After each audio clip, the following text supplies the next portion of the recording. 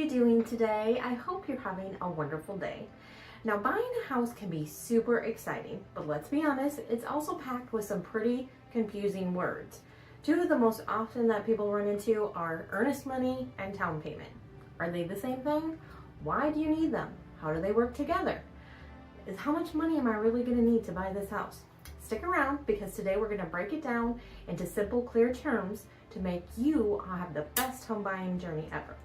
So what is earnest money? Think of it as a promise that you're showing the seller you're serious about buying their home. It's typically a small percentage of the purchase price, like 1 to 3%, and it's held in escrow into closing. The amount can vary. Our company policy is $1,000, but it's really up to you. Just as part of any part of the offer that you want to make, you can decide on the offer price. You can decide if you're going to offer earnest money and how much earnest money that you're going to offer. Now, when I say that is held in escrow into closing, another term, what is escrow?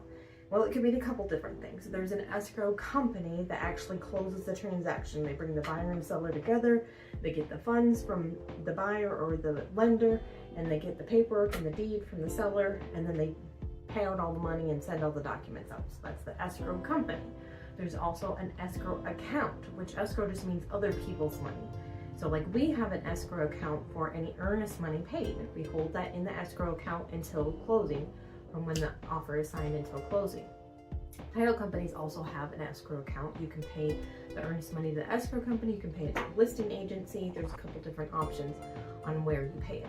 Now, if you back out of the deal without a valid reason, the seller may keep your earnest money. But don't worry about it, it's not lost if you go through with the purchase. I like to call it money now versus money later. So on the other hand, what is a down payment? Now, it's a much larger amount of money the down payment is. It's the chunk of money that really goes into directly buying the home. Most lenders require a down payment, and it's usually a certain percentage of the purchase price. 3.5%, 5%, 10%, 20%, or you can just buy the whole thing cash and you don't consider your down payment your purchase price. It really depends on the type of loan you're getting and what your financial situation is, what you can qualify for, what the lender requires.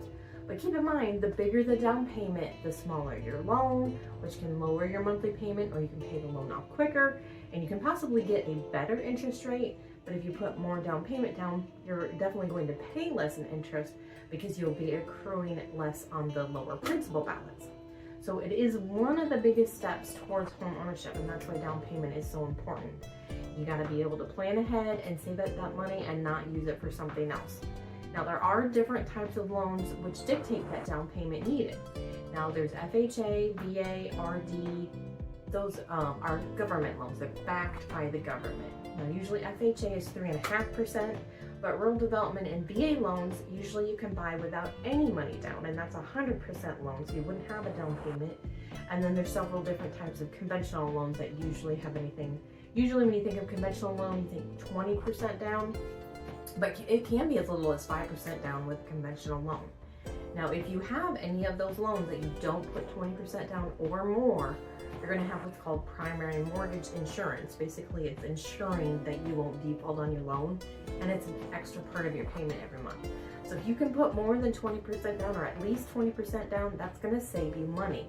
So you can pay both earnest money and a down payment, or like I said, if you get one of those government loans, you could pay neither of them. Another key question is, so what's the difference? What's the difference between earnest money and down payment? Well, think of earnest money like a security deposit for the seller, showing that you're committed to actually going through to the purchase of the loan. That's why it's called earnest money. You're earnest about wanting to buy this home.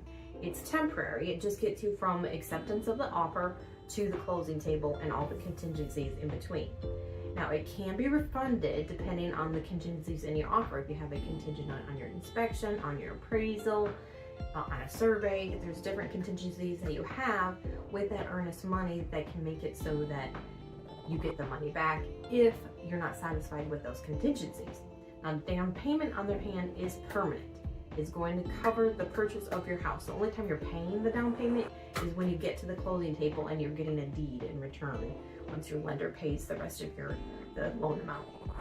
So you're not getting that down payment back. The only time that you would expect to get a down payment back, but it's still not going to happen, is if your house goes into foreclosure.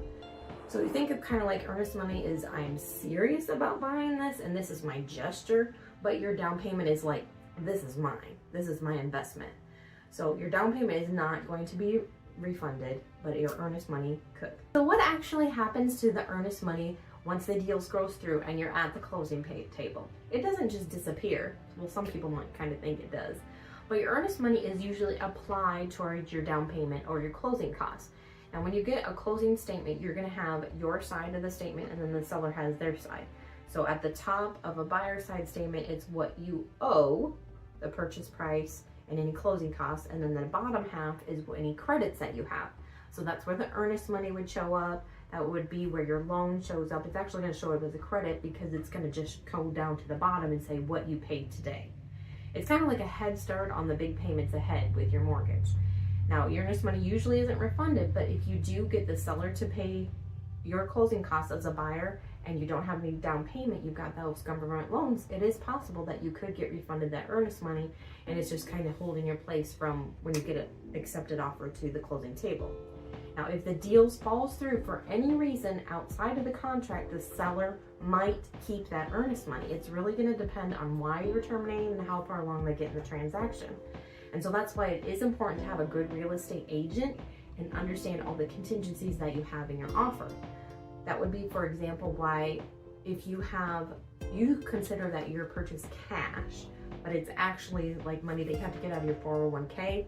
Well, what if you find out after you made the offer that you're getting these huge penalties, or for some odd reason somebody took money out of your 401k and it's not there to use anymore? And if you didn't have that contingency in the offer that it's dependent on that money getting out of there, you would be liable to that seller making that promise that you're going to purchase it and now you can't. So that's why I always ask, if you're buying it cash, do you have the cash in the bank right now? Now, if the seller is the reason that you can't close and they can't transfer the title, it really should be refunded, because usually the only time that it's going to be the seller's fault is if they have bad title. They have liens on the property that they can't pay off with the purchase price that they agreed to. So make sure that this home is the one that you really want before you make that offer and before you put that earnest money back down, because it is a possibility that you won't get it back. So when are you going to make these payments? Of course, timing is everything. Earnest money is due shortly after your offer is accepted. It depends on how your real estate agent writes up the offer. Of course, first you have the option is whether or not you're going to offer earnest money, and then the second option is when. Now we have a separate document called a earnest money addendum, and there's only really two options. Either you can hand a check to your agent when you're writing the offer, and so when they present the offer to the listing agency, they can give them the check, and then you're taken care of. You're going to assume that the offer is accepted. Now, the second option is that you pay the earnest money within 3 business days of acceptance of the offer. So you don't have to actually write that check, don't have to take that money out of the bank until you know the seller's accepted your offer. And then along with that, there's 3 options of where the money goes. Normally it goes to the listing agent's office and they hold it in their escrow account until closing. But some people don't like the fact that the buyer's money is with the listing agency, and sometimes it can make it harder to get it back if there is an issue. So some people will request that it goes to the title company because it's a third party. They're not working for the listing agent or the selling agent. So that's another option, is a closing agent. And then you can choose your closing agent or the seller can. And there is a third option that you can have somebody else hold it, but usually those are the 2 that we use in the area. So it just really depends on how your offer is written and what your agent suggests to you if you wait or you go ahead and pay it. So there are different options, but again, the earnest money is upfront, and then the down payment, however, is due at closing. This is usually 30 to 60 days after you got your offer accepted, depending on the type of loan you got, and depending on the timeline in the contract, like any contingencies you have with inspection, appraisal, and survey. So knowing when these payments are due will help you stay prepared and avoid any surprises. Now with down payment, sometimes you have to show up front that you have those proof of funds available. You'll probably have to show it to your lender. You may even have to show it to the listing agent, showing that you can pay the down payment because your loan is dependent on you having that down payment to pay at closing. So remember, if you have those down payment, when you make that offer, that you keep that money set aside and don't use it for something else. Don't use it to go and buy furniture for the new house or buy a car or anything like that, because then that's going to mean that you don't have a house to put that furniture in. So do be careful with where your money is. Common questions about earnest money and down payment that I haven't covered already are, what if it falls through? What if the deal doesn't get completed? If you have valid contingencies like an inspection or a survey or an appraisal, and those don't come through, like if the appraisal isn't high enough, if you ask for repairs and the seller doesn't agree to it and says as is, and you say that's not good enough, and we get a survey and it's not where you thought it was, or it doesn't have buildings that you thought were on the property, then that's not okay. Or if you didn't keep your job, or you didn't keep your down payment saved, or your credit score changed because you went and got a car, you bought furniture, any of those could be reasons that you wouldn't be able to complete the sale. And if your offer is contingent on an appraisal, if your offer is contingent on an inspection, your offer is contingent on a survey, those are all reasons in the earnest money addendum that says you can get it back.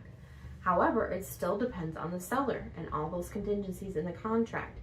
When you get to the point that you've decided you want to terminate the agreement, there's another addendum called a termination. You fill out and say, I want to terminate this offer and I want my earnest money back. Of course, there's other options saying I don't want it back, the seller can keep it, there never was any earnest money.